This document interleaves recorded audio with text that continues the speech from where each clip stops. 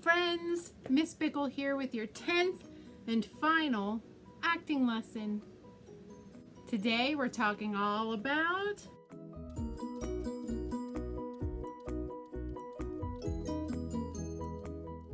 puppets. Yay! You know, puppets were primarily for adults actually until the 20th century, and then it became more for kids now. And one of the people we can thank for that is the late, great Jim Henson. I'm sure you know who Jim Henson is. You know, Muppets, Sesame Street.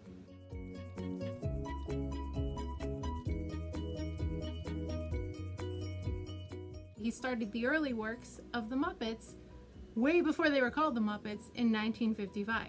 Jim Henson even admitted that there's probably a lot of shy puppeteers out there because it's not you that's being watched, it's your puppet.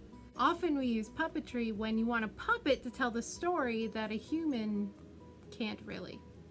Puppetry comes in many forms and many different ways. The meaning and the personality changes of the puppet depending on the color, the shape, the texture, all the things that are used to make that puppet. So you can have a totally different experience, but with the same lines, maybe a different voice, but a different puppet. Just like having a different actor. Now, speech and movement really brings to life inanimate objects. Even just like a stuffed animal, you can make it come to life by playing make-believe with it. But I don't want our acting lessons to end. Now, there are many, many different types of puppets. There's a string puppet, or known as a marionette. There's a rod puppet that uses sticks. There's hand, or different part of the body, or glove puppet.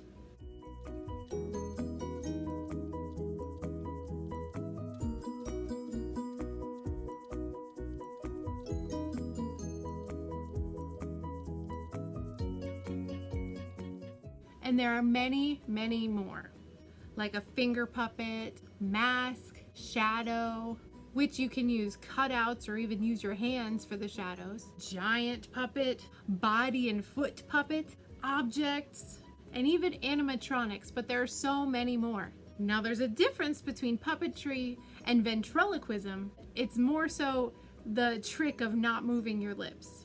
Now let's talk about making your very own puppet at home. Like Jim Henson said, start with the eyes. Just get a pair of googly eyes and put them on something and boom, you have a puppet. You can put googly eyes on anything really, and it can come to life.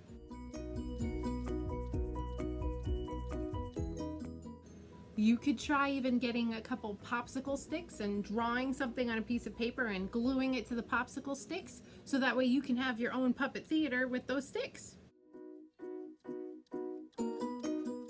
You can get like a brown paper sandwich bag and put a face on where the bottom of the bag would be, and boom, you have a puppet.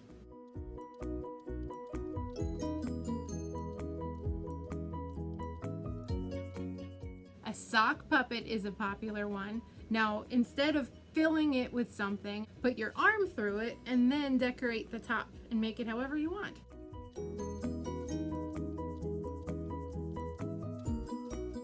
Now, something you could try at home is if you have a couple sticks and you put them in like an X, and then you have some string, maybe even shoelaces, and you tie it around the sticks on each end, and then you can tie that other end of the string to the limbs of a stuffed animal, and there you go, you have a marionette.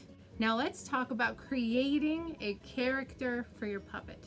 Jim Henson admitted that Kermit the Frog was a lot snarkier than he ever was, and he could say things that he would never say, but it's that character. You really imagine that that puppet is its own person. I said it once before in a past lesson, but the mirror, or a mirror, is your best friend. Look in that mirror with your puppet. See what's going on there. Start with saying hello with your puppet. Hello. If you haven't already, give your puppet a name. This is Marvin. This is Scott's puppet that he's had for a very long time, so I'm lucky to be using him right now. I'm fragile. Try to introduce your puppet with a monologue. Hello, I'm Marvin. I've been around for a while. I've seen a lot. Remember, in a past lesson we talked about backstories. Think about the things that your puppet likes, dislikes, anything that you want to tell that makes your character or puppet really become alive. Really give them a personality. Are they spunky? Are they really sweet? Do they like to get into trouble? Once they have a name, once they have a personality, try to give them a voice that kind of suits their character. Work on it. You don't always have to stick with what you decide. It's a work in progress, right? My name's Marvin. No, that one didn't quite work. Now let's talk about puppet manipulation. Manipulation meaning the movement of it, because the movement is what really brings it to life.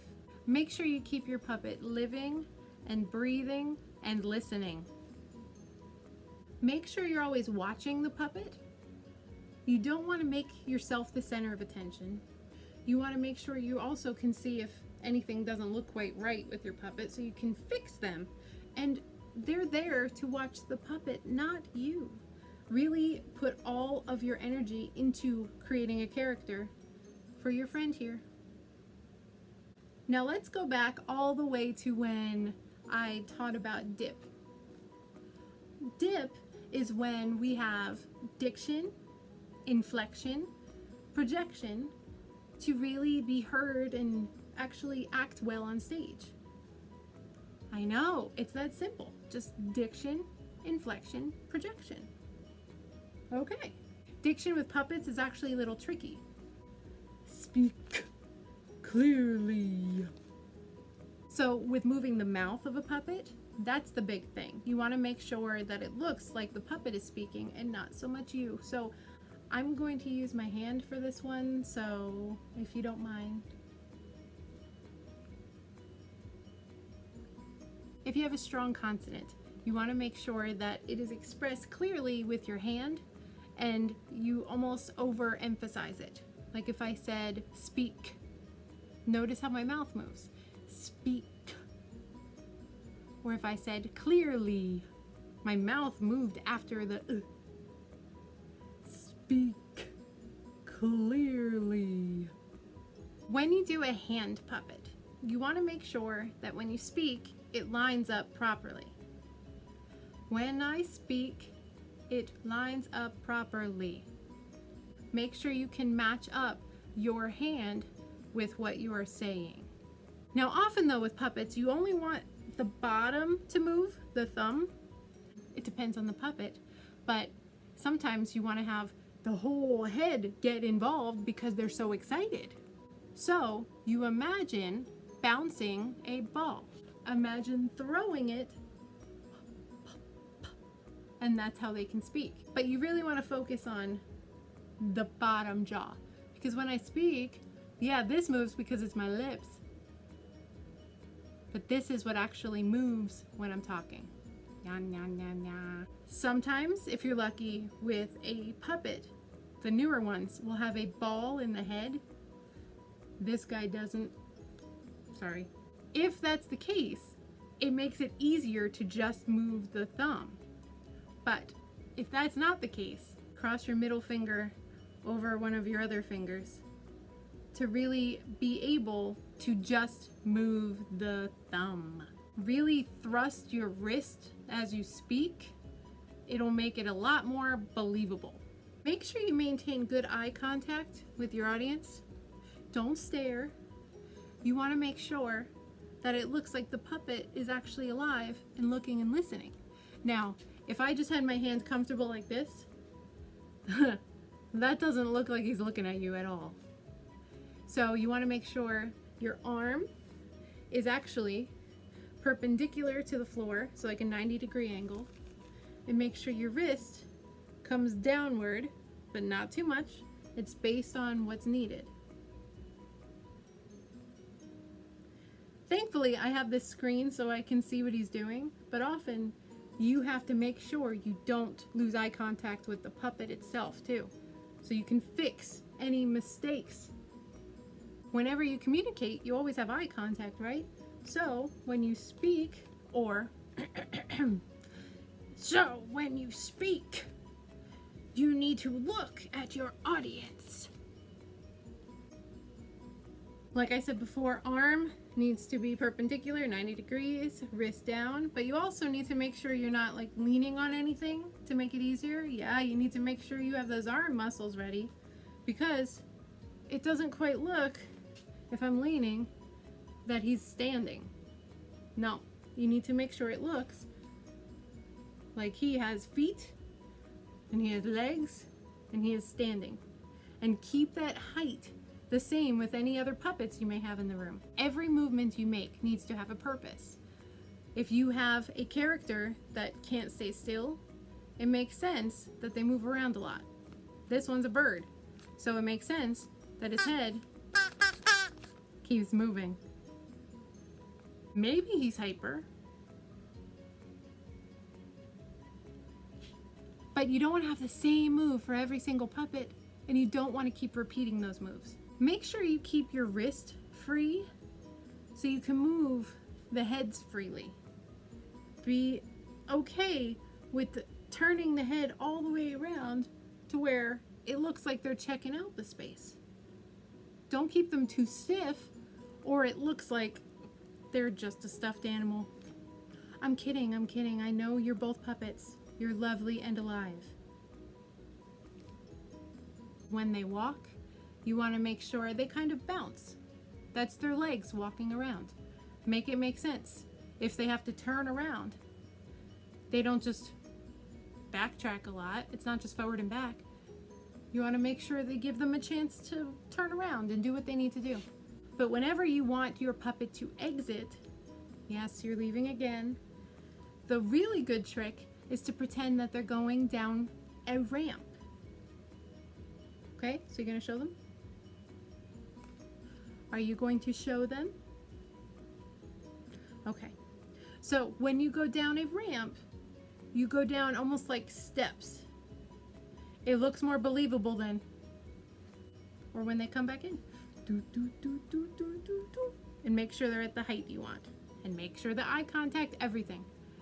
Remember, I have a screen. That's why I keep looking ahead. But if there was no screen here, I would be just looking at my puppet and making sure he was doing everything he needed to do. Now it's time to set the stage. You need a booth. A booth is a space or stage or a set area set aside for puppetry. If you're going to be seen with a puppet on stage next to you and you're not supposed to be the main focus, I suggest wearing all black. Theater blacks is always a good thing. But if you need to set a booth up or a stage or a space, then make sure it's high enough so you can hide behind it. Often you'd want a curtain to look just like a theater, yeah. Or sometimes you'd want a screen if you're doing shadow puppets or if you pop up from in front of it. You can even use a cardboard box. A large enough cardboard box you can cut out and make it like your theater or even your TV screen. Who doesn't have an Amazon box or two laying around, right? Here's an activity you can try at home with puppets and a cardboard box or whatever booth you decide to make at home. Have your puppets ready, have that booth, and then grab a sibling or a family member or two. Have them watch TV, change the channel on the remote whenever they're tired of whatever you're doing. For instance, you can be acting out a real show and they're having a great time, a show that's actually on TV, and then when they say change the channel, they go away and then they come back with maybe new costumes, maybe new props, and reenact different things to watch. It's like having a live TV at home. The most important thing I want you to do is to really take care of them and make them come to life through your eyes, and then we'll see it too.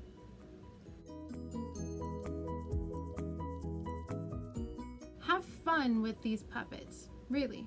And go back with all these lessons. Have fun with them too. Really work on that craft. And now, sadly, it's all over. That was our last lesson. So, watch them all, learn from them, become a better actor from them. And I have to say finally, Keep making people believe. Bye, guys.